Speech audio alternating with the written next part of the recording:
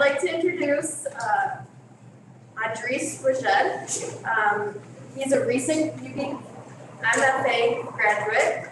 He is someone who is constantly exploring every means of self-exploration through music and performance, jewelry, painting, and sculpture. Edreys wrapped up his solo exhibition at the Penny Birchfield Yard Center, which has since traveled to Sag Harbor, New York, and is showing at the Marc Bourget Gallery.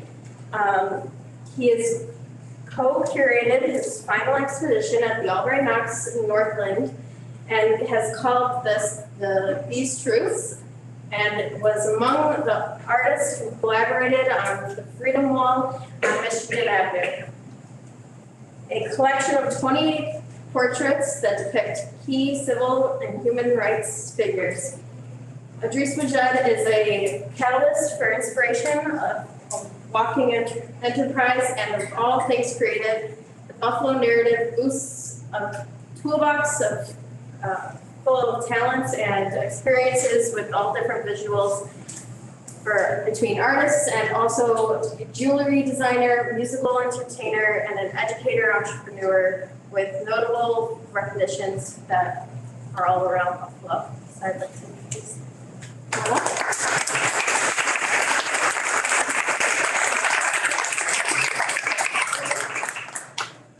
all of that in 6 minutes. Okay. So, starting off here, people always ask me, Edreys, how long have you been an artist? How long have you been painting? How long? This is the earliest recorded dated drawing that I have. So I still have it. It is not framed yet. It is in a cellophane bag of Ziploc that my mom gave to me some years ago, just cleaning out things. Like, look what I found. So that's the start. My parents both met at Buffalo State College in the art department. So that explains quite a bit of what you'll be seeing. I am an artist. I have an older sister who's also a phenomenal artist. And in this picture here, you see this encaustic drawing or painting, which is a fancy way of saying we melted crayons to make art. This piece here is framed. This piece is about this big. It is, my parents, like I said, they met as artists. Unfortunately, they divorced because raising a family as artists was very challenging in the 70s. And so in their split, one evening I spent the night over at my dad's house, and he gave me the challenge of doing my first landscape painting, which was that piece of Jamaica. It was a picture of Jamaica from a National Geographic cover. This is the only existing piece I have outside of the other two from my youth. This is a picture that I drew as a senior. So by this time, my mom had stopped drawing. My dad still was practicing a little bit, but my mom took whatever job she could do to take care of my sister and I. And so art faded to the background, and I ended up following suit, putting art to the background because I had to grow up an adult and take care of our children with my wife and I. This is a picture of me in 2010 with one of my favorite art students. I was a visual arts high school teacher, which I did not like. So for 6 years while I taught, I didn't create any artwork of my own. Drew me into pretty much a depressive state. And a friend of mine challenged me to draw just 5 days straight. Post it, tag me in it, I'll be accountability partner. That 5 days straight turned into 700 drawings. 700 unique daily drawings every day. In that exploration, I started to get back to where I was really passionate about, which was music and mark making. So what you see here is just black and white using lines to articulate music that I hear. I'm a big hip hop head. I used to perform as an MC, traveling and touring doing music and such. So music and connecting art together are where I find my synergy. What began to happen was through those 700 drawings daily, I started to draw a lot of attention, obviously draw a lot of attention. And so it started to come off of paper and started to go on into places. And placemaking, right? Where people would gather and people would see this artwork outside of just being on a sheet of paper. Kind of what someone calls an outdoor museum of sorts. 2017, after quitting the teaching job, I had to build the career I wanted in being an artist. So this is me, night one of the Freedom Wall, which you saw earlier, Dr. Johnson's drawing. And this is me drawing at about 12 feet or 14 feet of a panel over on the east side of Buffalo. These 7 pictures are images of 7 of the 28 dignitaries who sacrificed their lives and their careers for human and civil rights. So this opportunity came at an incredible time for me in 2017, which that leap led me into so many other things that were native to that very early drawing that I showed you, of me being an artist and proclaiming that and living as such.